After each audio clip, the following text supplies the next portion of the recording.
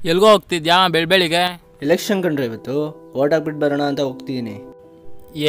ನಿನ್ನೊಬ್ಬ ನೋಟಿಂದ ದೇಶ ಉದ್ಧಾರ ಆಗಲ್ಲ ಬಾರೋ. ಈಗ ಹೇಳ್ತೀನಿ ಅಂತ ತಪ್ಪು ತಿಳ್ಕೊಬೇಡಿ. ದೇಶ ಹಾಳಾಗ್ತಾ ಇರೋದು ಯಾರೋ ರಾಜಕಾರಣಿಯಿಂದ ಅಲ್ಲ, ನಮ್ಮಂಥ ನಿಮ್ಮಂಥ ಯುವಕರಿಂದ. ಒಂದು ಓಟಿಂದ ಏನಾಗುತ್ತೆ ಅಂತ ಯೋಚನೆ ಮಾಡ್ತಿರಲ್ಲ, ನಿಮ್ಮಂಥವ್ರಿಗೆ ಒಂದು ಚಿಕ್ಕ ಕತೆ ಹೇಳ್ತೀನಿ. ಭಾರತ ವಿಶ್ವದಲ್ಲಿ ದೊಡ್ಡ ಪ್ರಜಾಪ್ರಭುತ್ವವನ್ನು ಹೊಂದಿರುವ ಒಂದು ದೇಶ. ಇಲ್ಲಿನ ಪ್ರಜೆಗಳೇ ಪ್ರಭುಗಳು.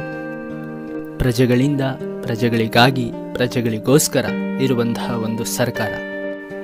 ಅಂದರೆ ಪ್ರತಿನಿಧಿಗಳನ್ನು ನಮ್ಮ ಪರವಾಗಿ ಚುನಾಯಿಸಿ ನಮ್ಮ ಬೇಡಿಕೆಗಳನ್ನ ಅವ್ರ ಮುಖಾಂತರ ಈಡೇರಿಸ್ಕೊಳ್ತೀವಿ.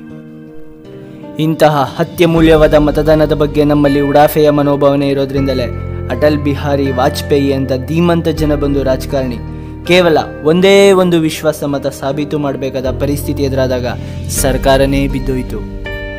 ಇನ್ನು ರಾಜಸ್ಥಾನ್ನಲ್ಲಿ CP ಜೋಶಿಯವರು ಮುಖ್ಯಮಂತ್ರಿ ಅಭ್ಯರ್ಥಿ. ಇವರು ಅಷ್ಟೇ ಕೇವಲ ಒಂದೇ ಒಂದು ಮತದಿಂದ ಚುನಾವಣೆಯಲ್ಲಿ ಸೋಲನ್ನು ಅನುಭವಿಸ್ತಾರೆ. ವಿಪರ್ಯಾಸ ಅಂದರೆ ಆ ಚುನಾವಣೆಯಲ್ಲಿ ಅವರ ಮಡದಿ, ತಾಯಿ, ಕಾರ್ ಡ್ರೈವರ್ ಮತನ ಚಲಾಯಿಸಿರೋದಿಲ್ಲ. ಇಂತಹ ಎಷ್ಟೋ ನಿದರ್ಶನಗಳು ನಮ್ಮ ಕಣ್ಮುಂದೆ ಬರುತ್ತೆ. ಹೀಗೆ ಒಂದು ಓಟಿಂದ ಸರ್ಕಾರನ ಕಟ್ಲೂಬೋದು, ಸರ್ಕಾರನ ಬೀಳಿಸ್ಲೂಬೋದು. ನಾವೆಲ್ಲ ಬಂಬಡಿ ಬಡಿತೀವಿ. ರಾಜಕಾರಣಿಗಳು ಎಲೆಕ್ಷನ್ನಲ್ಲಿ ಗೆದ್ದ ಮೇಲೆ ನಮ್ಮನ್ನೆಲ್ಲ ಮರೀತಾರೆ. ನಮ್ಮ ಕುಂದುಕೊರತೆಗಳ ಬಗ್ಗೆ ಸರಿಯಾಗಿ ಗಮನ ಹರಿಸಲ್ಲ, ಸರಿಯಾಗಿ ರಸ್ತೆ ಅಭಿವೃದ್ಧಿ ಆಗಿಲ್ಲ, ನಮ್ಗೆ ಸರಿಯಾಗಿ ವಸತಿ ಇಲ್ಲ, ಕುಡಿಲಿಕ್ಕೆ ನೀರಿಲ್ಲ, ವಿದ್ಯುತ್ ಇಲ್ಲ ಅಂತ ಕೇಳ್ತಿರಲ್ಲಯ್ಯ. ನಾವೆಷ್ಟರ ಮಟ್ಟಿಗೆ ಸರಿಯಾಗಿದ್ದೀವಿ ಹೇಳಿ? ಮತದಾನ ಮಾಡೋದು ಹೇಗೆ ನಮ್ಮಕ್ಕೋ, ಆ ಎಲ್ಲ ಸೌಲಭ್ಯವನ್ನು ಕೇಳೋದು ಸಹ ನಮ್ಮಕ್ಕೆ, ಕೊಡೋದು ಮಾತ್ರ ಅವ್ರ ಕರ್ತವ್ಯ.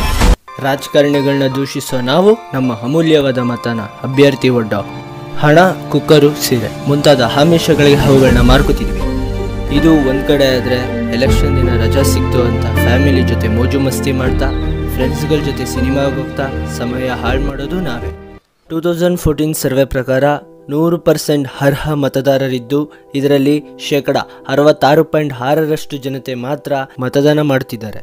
ಮಿಕ್ಕುಳಿದ 33.4% ಜನತೆ ನಮಗೂ ಮತದಾನಕ್ಕೂ ಯಾವುದೇ ಒಂದು ರೀತಿ ಸಂಬಂಧ ಇಲ್ಲ ಅನ್ನೋ ರೀತಿಲಿ ಮತದಾನದಿಂದ ದೂರನೇ ಉಳಿದುಬಿಟ್ಟಿದ್ದಾರೆ. ಇದು ಬದಲಾಗಬೇಕು.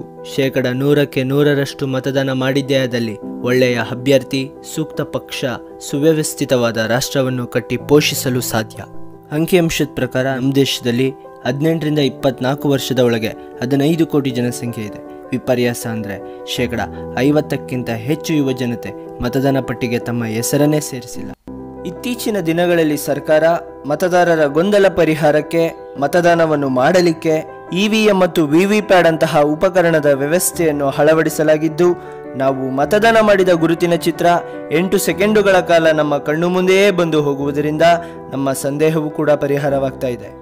ಕೊನೆಯದಾಗಿ ನಾನು ಹೇಳೋದೇ ಇಷ್ಟು: ಯಾವುದೇ ಒಂದು ದೇಶ ಪರ್ಫೆಕ್ಟ್ ಆಗಿರೋದಿಲ್ಲ. ಪರ್ಫೆಕ್ಟ್ ಮಾಡೋ ಜವಾಬ್ದಾರಿ ನಮ್ಮದು, ಕೇವಲ ರಾಜಕಾರಣಿಗಳದಲ್ಲ. ನನ್ನ ಒಂದು ಮತದಿಂದ ಸುವ್ಯವಸ್ಥಿತವಾದ ಸರ್ಕಾರ ರಚನೆಯಾಗತ್ತೆ ಅನ್ನೋ ಒಂದು ಹೆಮ್ಮೆ ನಮ್ಮೆಲ್ಲರಲ್ಲೂ ಇರಬೇಕು.